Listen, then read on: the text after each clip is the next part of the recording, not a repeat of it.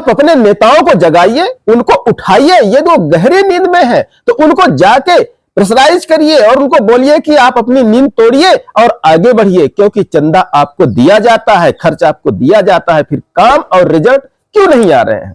सारे आदेश निर्देश रुके पड़े हैं, कोई भी आदेश निर्देश नहीं आ रहा है, न ग्रेजुटी का आ रहा है, न अनुकंपा का आ रहा है, न तो स्वास्थ्य बीमा का आ रहा है। इसी तरह के बहुत सारे आदेश पड़े हुए हैं, कोई आदेश नहीं निकल रहा है। लेकिन सारे लोग, हम तो ये कहेंगे कि संविदा कर्मचारी भी हमारे भ्रमित हैं।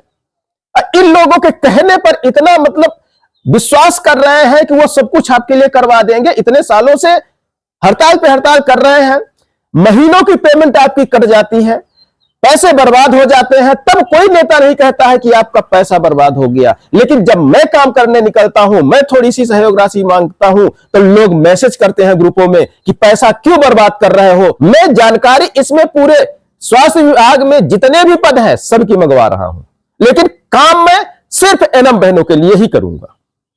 उसका कारण यह है कि उनकी राशि कुछ लोगों की आ चुकी है, कुछ लोग बोले हैं अभी भेजेंगे, तो इसलिए मैं उनका काम स्टार्ट कर दिया।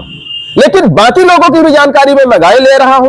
यदि लोगों को हमारे साथ आना होगा, हमारे साथ काम करना होगा, अपनी सहयोग राशि प्रदान करनी होगी, तो हम जरूर आपके लिए भी काम करेंगे। और यदि अन्य विभाग के भी कर्मचारी हमारे साथ जुड़ना चाहते हैं तो जुड़िए, और हम आपके विभाग की भी जानकारी मंगवाएंगे कि आपकी नियुक्ति कैसी है, वहां पे रेगुलर के पद कितने खाली हैं, आपकी समतुल्यता क्या है, ढेर सारी बातें पॉइंट दर पॉइंट हम सारी मंगाएंगे। लेकिन जब आप साथ होंगे, सहयोग करेंगे, तो यदि आप साथ देना चाहते हैं तो सहयोग राशि के रूप में जो भेजेंगे गिनती हम उसी से करेंगे। हम ये नहीं कहते कि आप हमें 1000 दीजिए, 2000 दीजिए, 500 दीजिए, आपकी जो इच्छा हो वो दीजिए, लेकिन गिनती हम आपके साथ की तभी करेंगे कि हमारे साथ कितने लोग हैं, जब आपकी सहयोग राशि के रूप में हमारे पास कुछ ना कुछ आएगा। साथियों नमस्कार, मैं कमल सिंह फिर एक नए अपडेट के साथ साथियों उपस्थित हो गया हूं। साथियों, आपने थंबनेल पढ़ ही लिया है, तो साथियों उसके डिटेल पर हम सीधे चलें। उसके पहले हम सिर्फ एक ही बात कहना चाहेंगे, यदि साथ देंगे तो सफलता मिलेगी, और यदि साथ नहीं देंगे तो एज ए आरटीआई एक्टिविस्ट में काम करता रहूंगा, मुझे कोई प्रॉब्लम नहीं है। मैं अपने हिसाब से काम देखता रहूंगा, विभागों में क्या चल रहा है वो सारी चीजें देखता रहूंगा, जानकारियां निकलवाता रहूंगा।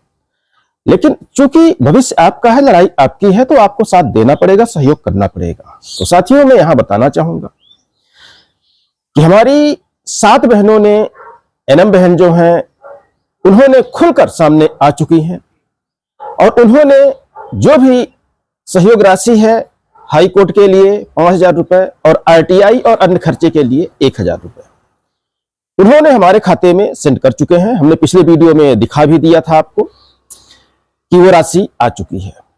साथियों, उनसे बात करने पर पता चला आप काम स्टार्ट करिए, धीरे धीरे लोग जुड़ेंगे, क्योंकि कहीं ना कहीं जो विभाग के संघ के नेता लोग हैं, लोगों को भ्रमित करने की कोशिश कर रहे हैं, लेकिन जो भ्रम में आएगा वो अपने भविष्य को ही खतरे में डालेगा, ना कि किसी और के भविष्य को। तो आप अपना काम स्टार्ट करिए। तो साथियों, मैंने काम स्टार्ट कर दिया है। हम आपको यहां पे एक बात और बताना चाहेंगे कि संघ के नेता सिर्फ अपनी नेतागिरी दिखाने के लिए ही, मुझे ऐसा लगता है, कि काम करते हैं, क्योंकि अभी हाल ही में एक आदेश सुप्रीम कोर्ट से जारी हुआ है कि 12 मास काम करने वाले कर्मचारियों को संविदा नहीं कहा जा सकता, संविदा पर नहीं रखा जा सकता। लेकिन आज तक किसी भी विभाग के कोई भी प्रदेश संगठन या जिला संगठन या ब्लॉक संगठन ने कोई कार्यवाही की, यदि की है तो आप हमें कमेंट्स करके जरूर बताइएगा, और यदि कोई कार्यवाही की है तो हमारे व्हाट्सएप नंबर पर, ये जो नीचे दिख रहा है, इस पे आप जरूर भेजिएगा। क्योंकि मैं भी देखना चाहता हूं कि जो लोग चंदा लेते हैं बड़ी मोटी मोटी रकम, वो आज दिनांक तक काम क्या कर रहे हैं, क्या वो एक्टिव हैं। लेकिन मुझे तो चंदा भी लोग नहीं देते हैं, सहयोग भी नहीं करते हैं, सपोर्ट बहुत कम लोग कर रहे हैं, क्योंकि हमारे व्यूज देख के आप देख सकते हैं लगभग 2.5 लाख संविदा कर्मचारी अपने प्रदेश में हैं, सब्सक्राइबर भी हमारे 12-13 हजार करीब हैं, और व्यूज जो आते हैं 1000-1500, बहुत मुश्किल हुआ तो कभी कभार 5-6-7 हजार पहुंच जाते हैं। तो इस तरह से यदि आप साथ दे रहे हैं तो साथियों, इस तरह से कोई सफलता हासिल नहीं होने वाली है। वीडियो को शेयर नहीं किया जाता, शेयर किया जाता है तो देखा नहीं जाता, मुझे ऐसा लग रहा है। लोग घर बैठे सब कुछ पाना चाहते हैं, लोग बिना खर्चे के सब कुछ पाना चाहते हैं। खर्च करेंगे लेकिन कहां करेंगे? हड़ताल में। जब चंदे की बारी आएगी तो चंदा जरूर दे देंगे। तो साथियों ऐसा मत करिए, हम यही कहेंगे, क्योंकि एनएम बहनों की जब ये ग्रुप 5 की भर्ती हुई थी उस समय भी आखिरी 2 दिन जब फॉर्म भरने को बचे थे तब नेताओं ने अपनी नेतागिरी दिखाई और कहा सुधार हो जाएगा नियमावली में, और कोई सुधार नहीं हुआ। उसके बाद रिजल्ट आ गया, रिजल्ट में सारे लोग अपात्र कर दिए गए। उसके बावजूद भी कोई नेता लोग सामने नहीं आ रहे हैं। हम यहां पर आपको स्पष्ट कर दें कि हम नेताओं का विरोध नहीं कर रहे हैं, हम उनकी नीतियों का विरोध कर रहे हैं, क्योंकि हमने हमेशा यह कहा है कि नीति और दिशा जब तक आपकी सही नहीं होगी आप कोई भी लक्ष्य नहीं हासिल कर सकते हैं। क्योंकि 5 साल राष्ट्रीय स्वास्थ्य मिशन के संविदा कर्मचारियों ने 90% का इंतजार किया और उनको नहीं मिला, और ये हमारे आरटीआई का ही दमदारी थी जो राष्ट्रीय स्वास्थ्य मिशन में पहला लेटर 100% का जारी हुआ। मुझे ऐसा लगता है यदि मैं ना लगा होता तो शायद इसके लिए भी आप अगले 5 साल तक तरसते रहते और अगले 5 साल के बाद कोई और नियम बन जाता। तो साथियों हम कहेंगे यही कि आप अपने नेताओं को जगाइए, उनको उठाइए। ये जो गहरी नींद में है तो उनको जाके प्रेशराइज करिए और उनको बोलिए कि आप अपनी नींद तोड़िए और आगे बढ़िए, क्योंकि चंदा आपको दिया जाता है, खर्च आपको दिया जाता है, फिर काम और रिजल्ट क्यों नहीं आ रहे हैं? सारे आदेश निर्देश रुके पड़े हैं, कोई भी आदेश निर्देश नहीं आ रहा है, न ग्रेजुटी का आ रहा है, न अनुकंपा का आ रहा है, न तो स्वास्थ्य बीमा का आ रहा है। इसी तरह के बहुत सारे आदेश पड़े हुए हैं, कोई आदेश नहीं निकल रहा है। लेकिन सारे लोग, हम तो ये कहेंगे कि संविदा कर्मचारी भी हमारे भ्रमित हैं, इन लोगों के कहने पर इतना विश्वास कर रहे हैं कि वो सब कुछ आपके लिए करवा देंगे। इतने सालों से हड़ताल पे हड़ताल कर रहे हैं, महीनों की पेमेंट आपकी कट जाती है, पैसे बर्बाद हो जाते हैं, तब कोई नेता नहीं कहता है कि आपका पैसा बर्बाद हो गया। लेकिन जब मैं काम करने निकलता हूं, मैं थोड़ी सी सहयोग राशि मांगता हूं, तो लोग मैसेज करते हैं ग्रुपों में कि पैसा क्यों बर्बाद कर रहे हो, ये कोई वकील है क्या? तो साथियों मैं बता दूं, यदि दुनिया में सारी समस्याओं का हल यदि वकील ही निकाल लेते तो वकील तो बहुत है, केस भी आप लड़ते हैं, रिजल्ट भी वकील दे देते हैं, लेकिन परिणाम उसका आपको क्या मिलता है आपने देखा होगा। मैं यहां किसी का विरोध नहीं कर रहा हूं, हम सिर्फ एक उदाहरण दे रहे हैं। उदाहरण के तौर पर मेरी बातों को आप लीजिएगा। चलते हैं मुद्दे की बात। जो ये लेटर हमने ये लेटर बनाया है, ये हमारे साथी कुछ कहते हैं कि आप सिर्फ स्वास्थ्य विभाग का काम करते हैं। साथियों स्वास्थ्य विभाग का काम नहीं करते हैं, स्वास्थ्य विभाग के बहुत सारे कर्मचारी हमारे साथ जुड़े हुए हैं, लेकिन अन्य विभाग के कर्मचारी सिर्फ मैसेज भर करेंगे हम आपके साथ हैं, हम आपके साथ हैं। तो साथियों मैसेज के हम हैं और आपके साथ हैं कहने से कुछ नहीं होता है, आपकी लॉबी दिखनी चाहिए हमको।